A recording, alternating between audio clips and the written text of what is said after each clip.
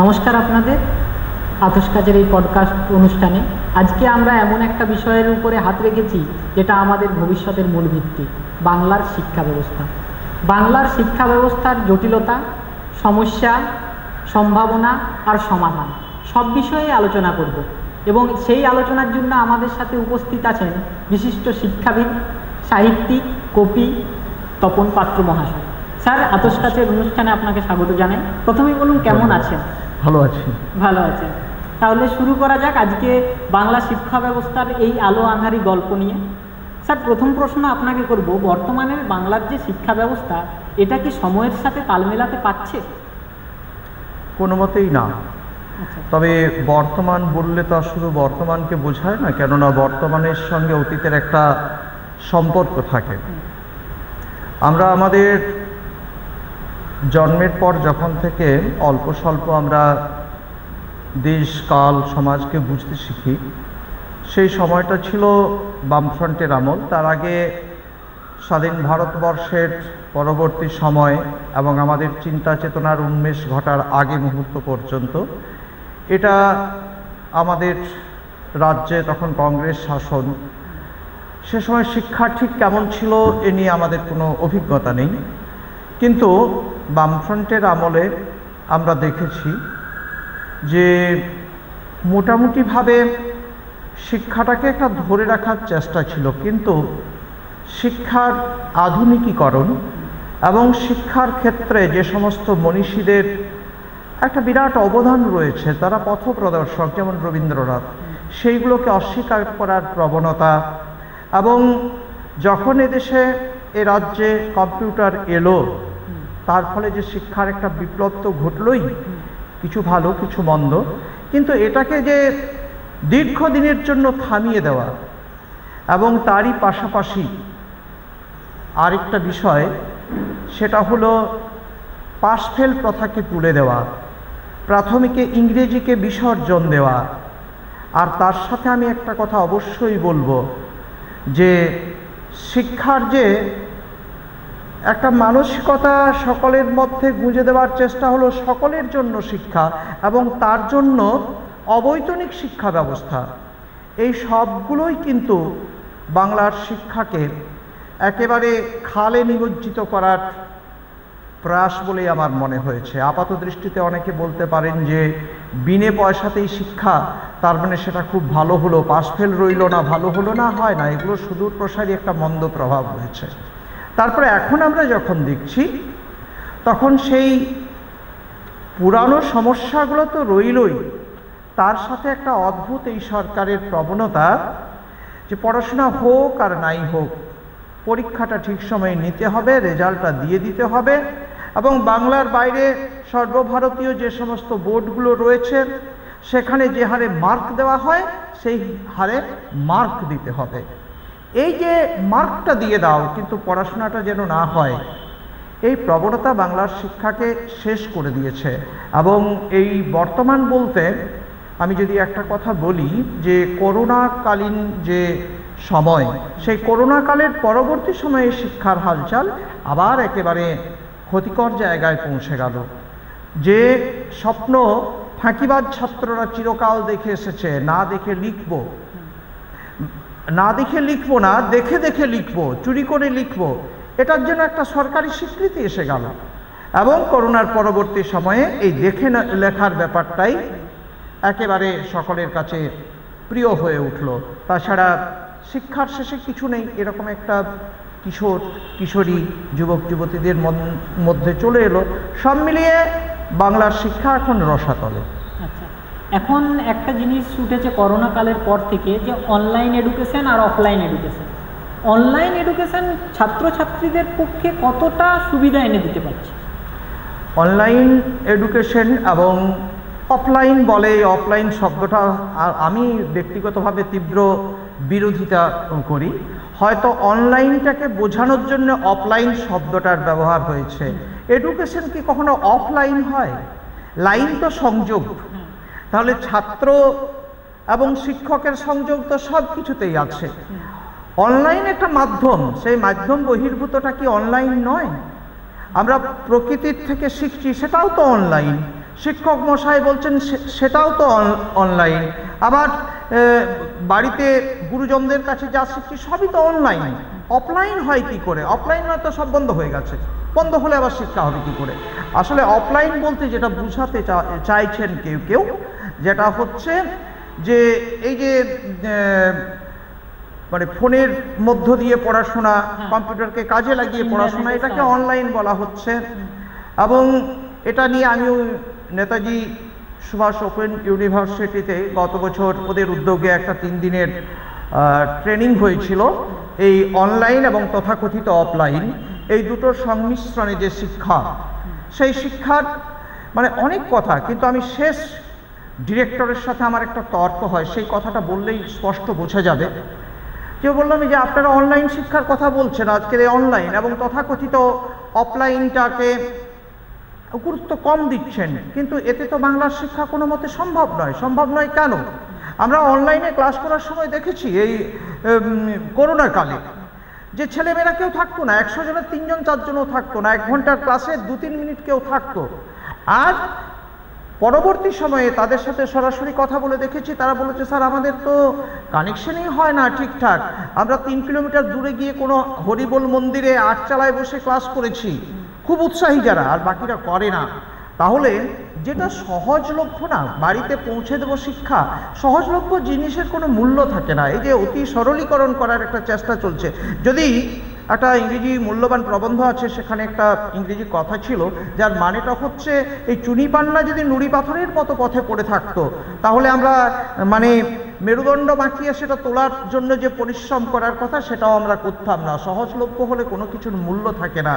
কাজেই আর অনলাইন ছেলে মেয়েদের ভবিষ্যৎকে পঙ্গু করে দিচ্ছে, এটা আমার নিজস্ব ধারণা। কেন বলছি? কলেজে আসতে হচ্ছে না, কলেজের শিক্ষকদের সঙ্গে ছাত্রদের যে একটা সম্পর্কটা তৈরি হচ্ছে না, তারা সামাজিকতা শিখছে না। তো আমি সেই ডিরেক্টর মশাইকে বললাম যে এটা তো আমাদের পক্ষে কোনো মতেই সম্ভব না। অন্তত শহরে কি হচ্ছে জানি না, আমি শহরে বেশি দিন থাকি না, কলকাতাতেও থাকি না, বোম্বে আহমেদাবাদেও যাই না।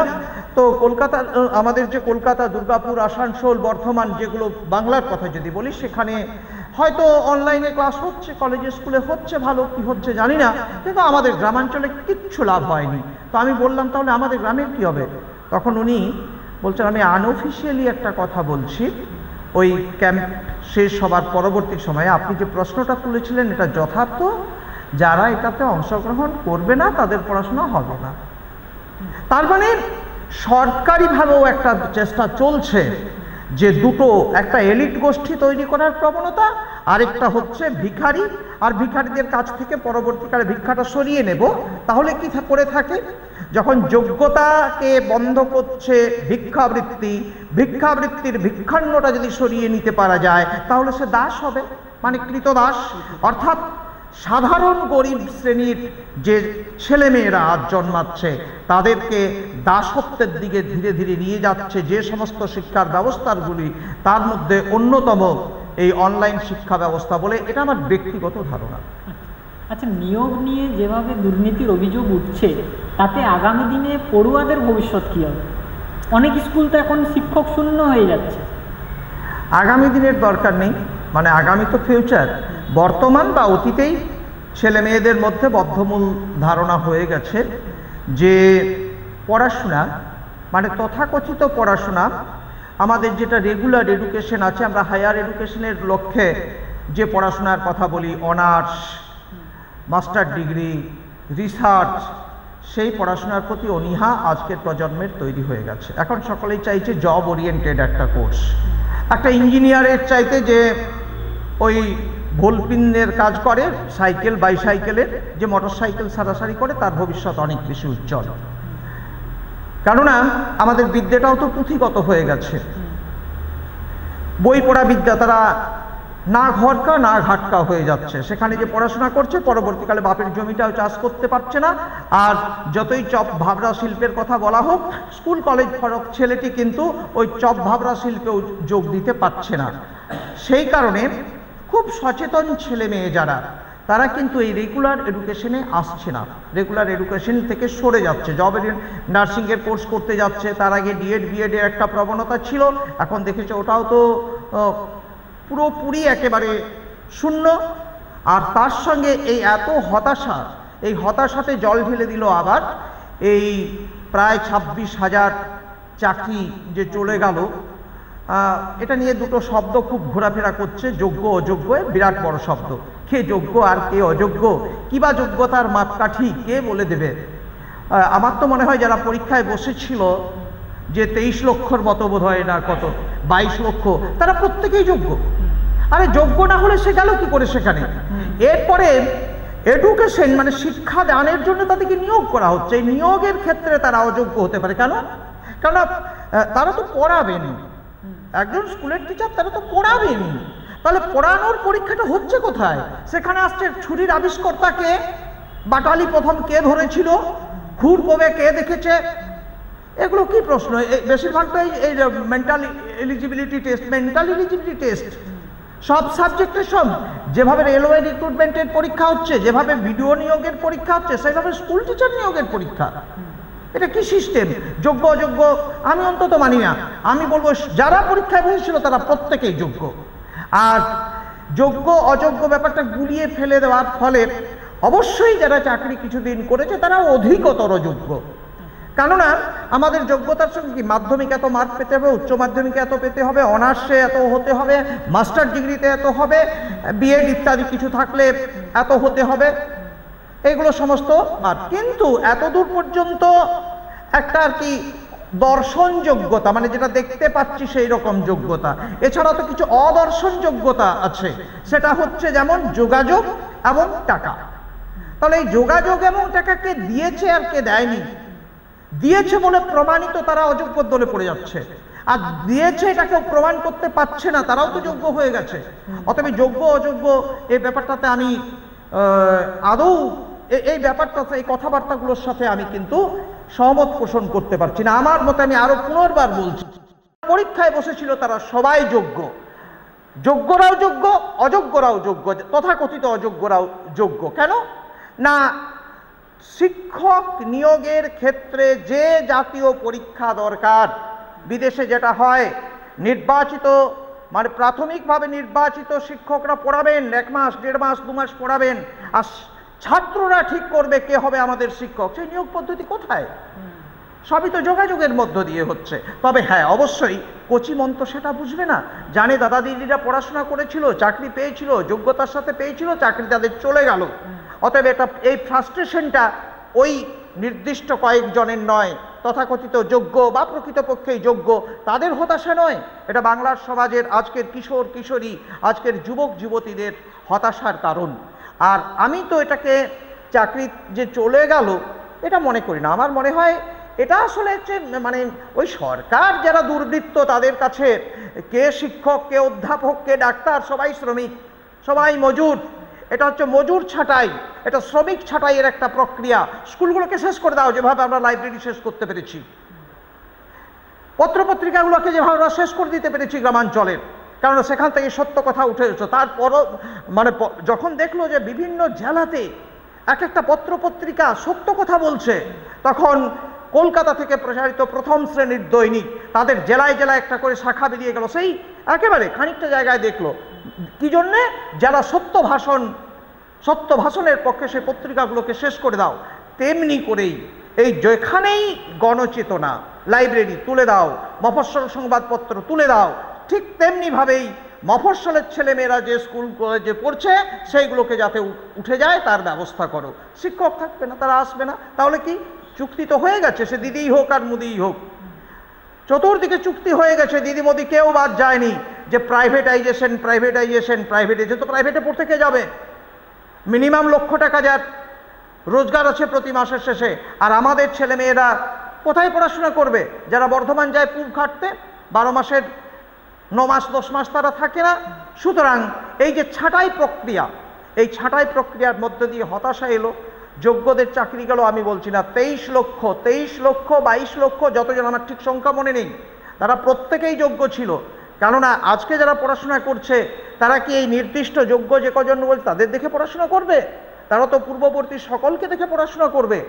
তাদের মধ্যে তো ইউনিভার্সিটির যা যা ডিগ্রি দরকার তারা তো, না হলে তো তারা পরীক্ষায় বসতেই পারতো না। সুতরাং আমার যেটা মনে হয় এই যে চাকরি ছাঁটাই, এই যে আমি বলবো শ্রমিক ছাঁটাই, এই যে শ্রমিক ছাঁটাইয়ের প্রক্রিয়াটা সরকার শুরু করেছে, এতে কিন্তু আজকের প্রজন্ম আরও হতাশ এবং তার পরিষ্কার ফল দেখা যাচ্ছে। কয়েকটা কলেজের রিপোর্ট আমি জানি, তিনটা বছরে first year, second year, third year মিলে 2100 ছাত্র ছিল। যখন first year, second year, third year 2 বছর পরে নতুন করে ভর্তি হচ্ছে, রিএডমিশন এবং এডমিশন 1056, অর্থাৎ 1035, 900, অর্ধেকের চেয়ে ছাত্র সংখ্যা কমে যাচ্ছে। কলেজের ছেলেমেয়েরা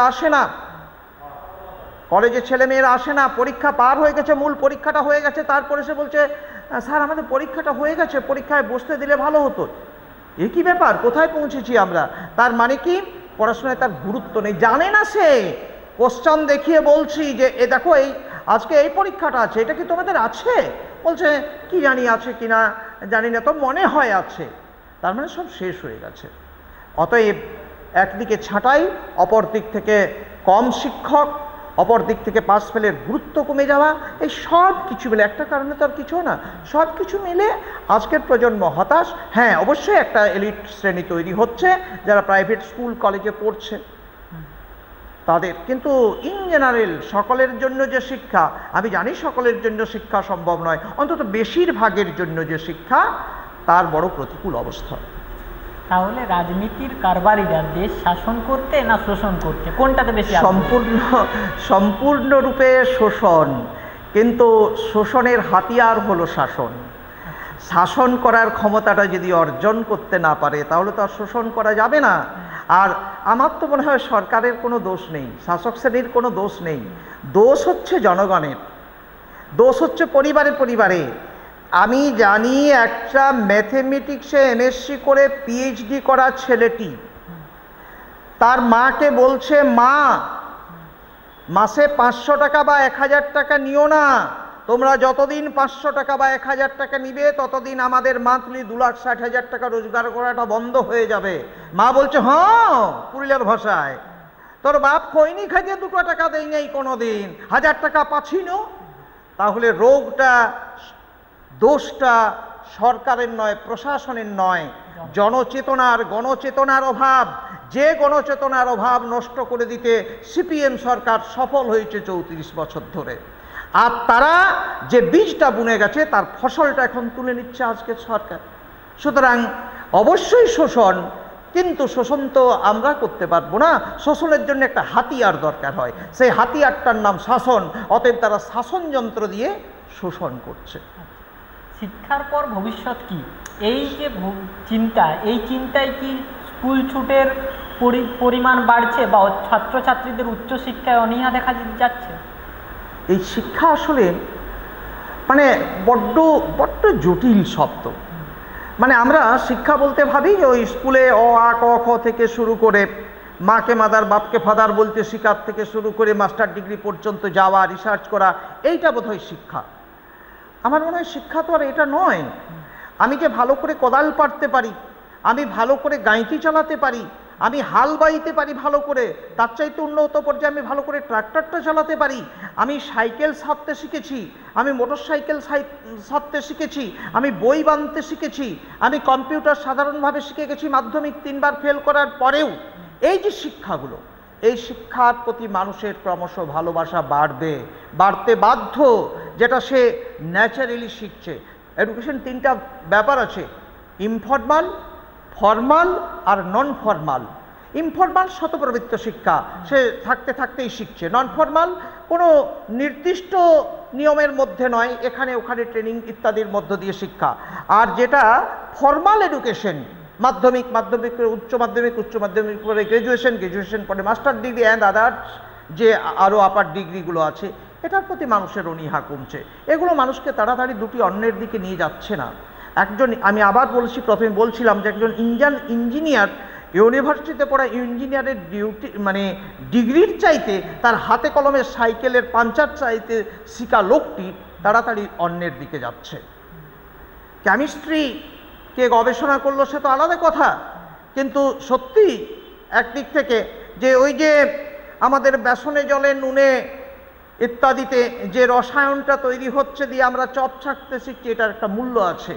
কোনো কেমিস্ট তারা ওষুধ মানে ফার্মেসিতে তারা চাকরি পাচ্ছে না, কিন্তু আমরা যদি সাধারণ কেমিস্ট যাদেরকে দেখছি সাধারণ এখানে সেখানে কাজ করে বেড়াচ্ছে, তুমি 4 দিন গেলেও সেখানে মানে তাদেরকে পাওয়া যাবে না, তাদের বিরাট ডিমান্ড। কাজেই সেই এডুকেশনটার মূল্য বাড়ছে, যে এডুকেশনটা আমরা ঘরে বাইরে শিখছি, সাধারণ টুকরো টুকরো ট্রেনিংয়ের মধ্য দিয়ে শিখছি, বড়দের দেখে শিখছি, সেই শিক্ষা থাকবে। আর প্রথাবদ্ধ শিক্ষার প্রতি অনাস্থা বাড়ছে মানুষের। প্রথাবদ্ধ শিক্ষাটা একেবারে ওই এক সময় যেমন গ্রামে মিটিং হতো না, তো সাধারণ মানুষ যেত মিটিংয়ে, 16 আনার মিটিং ইত্যাদিতে, তো বলতো আচ্ছা বাবু এটা তুমি বলো না, ওই 2-1 মুখিয়া থাকতো, সে যেটা বলতো যে ওই আমার হরেন দাদা যেটা বললো ওইটাই সত্যি। আমাদের এডুকেশন আবার সেই দিকে যাচ্ছে।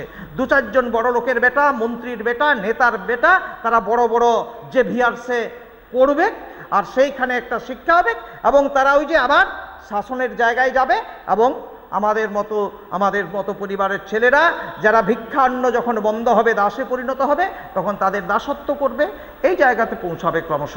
কোনো মতেই কিন্তু রেগুলার এডুকেশন মানে যেটা জনগণের জন্য, যেটা প্রাইভেটাইজেশন হয়নি আমি সেখানে বলছি না, যেটা এখন আমরা বলি যেটা সরকারি, আসলে সরকারি কম, আধা সরকারি, এই যে আধারে সরকারি স্কুল কলেজগুলো রয়েছে, এখানে শিক্ষার প্রতি আর আস্থা কারণেই এখন পাস করিয়ে দেওয়া হচ্ছে বলে কেউ পাস করছে না, একজনও পাস করবে না।